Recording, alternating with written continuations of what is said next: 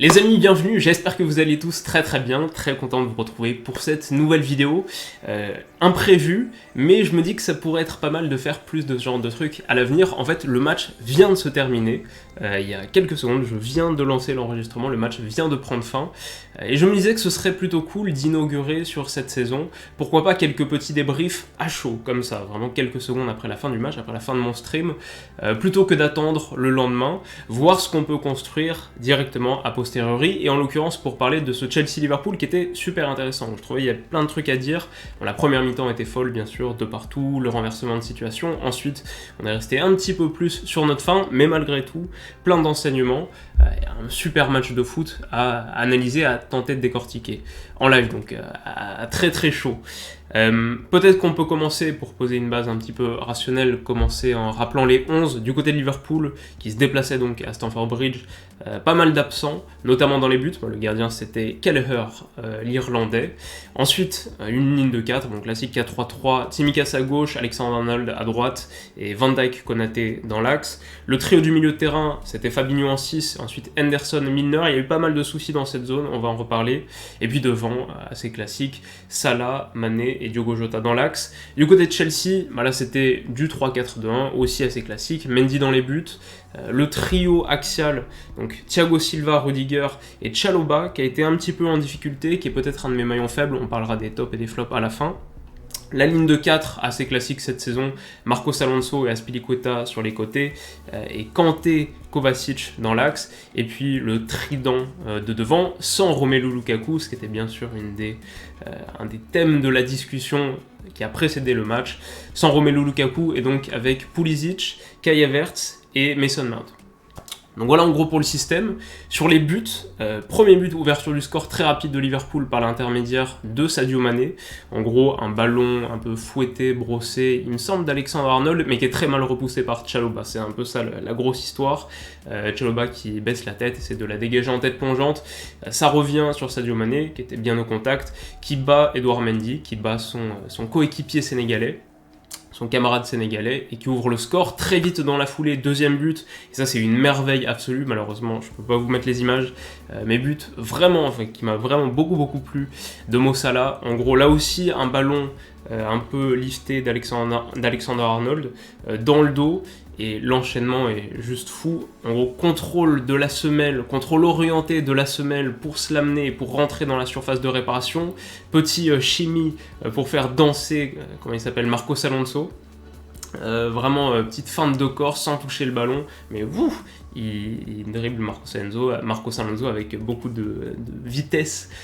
C'est assez impressionnant. Et puis ensuite la finition, attend que Mendy se baisse et la met un petit peu au-dessus de lui, avec beaucoup de lucidité, de calme, même la célébration après très tranquille. On sent un Mo Salah qui marche sur l'eau en ce moment. Je crois que Sky Sports a passé la stat, il est à 25 buts et passes décisives confondues cette saison en Première Ligue. Le deuxième joueur de Première Ligue qui en a le plus, c'est, il me semble, Michael Antonio, et c'est 13. En tout cas, le joueur qui suit, c'est 13. Et lui, il a déjà 25 buts plus passes décisives en Première Ligue. N'importe quoi, et son enchaînement, c'est n'importe quoi. Il y a eu aussi un autre moment dans le match où il a tenté un ballon un lob en seconde mi-temps, alors que Liverpool n'avait pas beaucoup de situations. Un geste un peu génial, très instinctif, qui pour moi parle beaucoup sur le niveau de confiance actuel de Mohamed Salah et son niveau de jeu tout court. Mais donc ça c'était le but du 2-0, et ensuite deux buts de Chelsea, pour revenir de partout juste avant la pause, encore une fois inscrit de manière assez rapide l'un par rapport à l'autre. Le premier c'est cette reprise de Kovacic, un peu à la Iniesta 2009, c'est ce que j'ai tweeté, en gros Iniesta 2009 à Stamford Bridge, le but à la dernière seconde pour se qualifier. Un peu le même but dans le sens où c'est quasiment la même surface du terrain, c'est sur le même but, la même cage de Stamford Bridge, et c'est ce mouvement de bas en haut pour la fouetter, et le ballon qui a cet effet extérieur qui heurte le montant avant de rentrer en pleine lucarne. Un petit peu de Michael Essien aussi, parce que c'est un but un peu plus aérien. Donc Essien qui marque le but du 1-0 dans ce match en 2009 en contrôlant de la poitrine, reprise de volet pied gauche, ça touche la barre transversale. Un petit peu de ça aussi, mais bref, un but incroyable, un but iniestesque de Kovacic, et un match à la Iniesta pour lui aussi, il a été vraiment phénoménal, et ça aussi on en reparlera. Et puis le 2 partout, donc juste avant la mi-temps, c'est Rudiger qui surgit à la médiane, à l'image d'un Chelsea qui a été très bon sur ses phases de pression, et qui a vraiment empêché Liverpool de construire jusqu'à la 70e minute à peu près. Bref, Rudiger qui surgit, le ballon revient sur Kanté qui lance bien Pulisic juste par-dessus la défense, et Pulisic qui finit assez bien. Keller qui a fait un bon match dans l'ensemble, il peut rien sur le premier but, le deuxième peut-être peut faire un petit peu mieux, mais les deux ont été aussi de beaux buts et bien conclus. Donc voilà en gros pour les éléments les plus basiques. Je vous conseille quand même de regarder un résumé, mais si vous voulez l'avoir juste en audio, voilà en gros ce qui s'est passé. Maintenant, ce que moi j'en ai pensé, je dirais l'histoire de cette partie, et même à 2-0 pour Liverpool, c'était vraiment l'histoire c'était celle d'un bon Chelsea, donc que j'ai trouvé largement meilleur que Liverpool, beaucoup plus complet. Bon, c'était un Liverpool avec beaucoup d'absents, mais c'était pas un Liverpool qui ressemblait à un chasseur de Manchester City. Et d'ailleurs, maintenant on a une équipe qui est assez distancée, Man City qui est bien content de ce résultat, qui va faire la course en tête de Premier League, mais un Chelsea que j'ai trouvé assez nettement meilleur, plus d'intensité, notamment avec ballon. J'ai trouvé son jeu positionnel vraiment très très cadencé, très très rythmé, en première mi-temps, mais en seconde aussi, avec un enchaînement de passes, vraiment avec beaucoup de rythme. C'était assez propre et juste techniquement, ça claquait, il y avait du jeu assez varié aussi, jeu court, jeu long, pas mal de variations là-dessus, et Chelsea toujours très bon sur le jeu intermédiaire slash long, pour aller trouver des gars dans la profondeur, pour changer vite de côté aussi, et pour trouver ses latéraux, en tout cas ses pistons, en l'occurrence Marcos Alonso, et donc César Azpilicueta. Ouais. Voilà. Donc là-dessus Chelsea m'a beaucoup plu, et à la finition aussi, dans les zones avancées, pas trop mal. Au milieu de terrain, largement meilleur que Liverpool, où Kovacic a fait vraiment un super match. Et puis voilà, c'était une équipe que j'ai trouvée supérieure dans quasiment tous les registres, mais qui s'était un petit peu démoralisé à 2-0. C'est le moment où ils ont été le plus faibles. Une fois le deuxième but inscrit par Liverpool, on sentait une partie qui pouvait tourner, mais vraiment significativement, pas que sur son score, aussi sur sa physionomie. Peut-être la question de l'impact du score, le fameux score effect qu'on mentionne parfois, mais plus sur ses conséquences psychologiques. Et ça arrive souvent en foot aussi, il y a une équipe qui est meilleure que l'autre, mais suite aux événements sur la pelouse, parce qu'elle prend 1 ou 2 buts rapidement, et elle baisse un peu de pied, elle baisse un peu de conviction, alors qu'on a envie de lui dire continue à jouer exactement comme tu étais en train de le faire avant, parce que tu étais assez nettement supérieur à ton adversaire.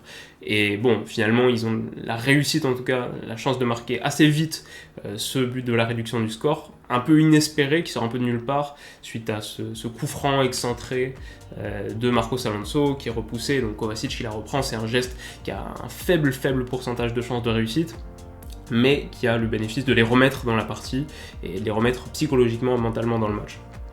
Donc voilà en gros pour Chelsea.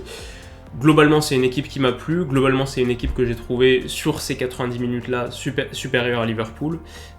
Bon, sans doute pas assez bien placée pour aller challenger Manchester City pour le titre. D'ailleurs, intéressant parce que finalement, les deux gros cadors qui se distançaient un petit peu cette saison, sur cette fin de première partie de saison, c'était les deux historiques des 3, 4, 5 dernières années, Manchester City et Liverpool.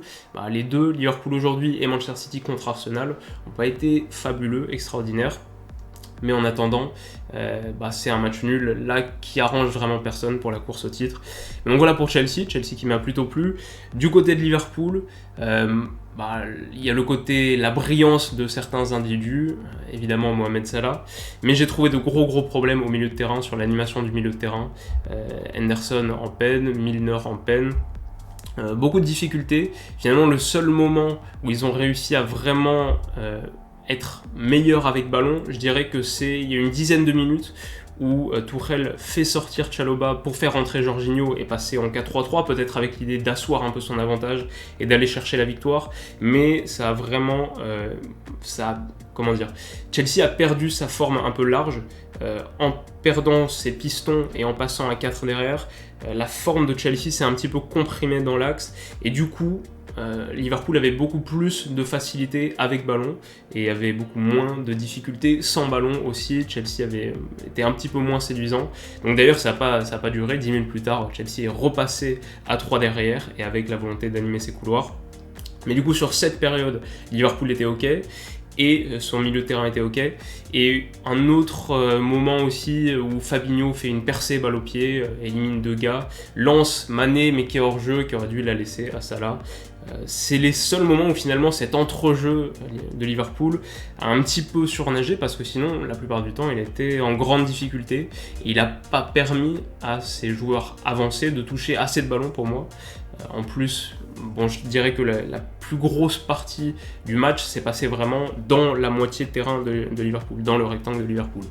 Donc voilà en gros sur rapidement la dynamique un peu macro de ce match et de ces 90 minutes. Je ne sais pas combien d'enseignements on peut en tirer vraiment parce que c'était un Liverpool assez diminué, qui avait joué il y a 2 jours à peine, mais qui finalement voilà, ne prend qu'un point sur ses 2 derniers matchs de Premier League, alors que Chelsea reste sur une relativement bonne série.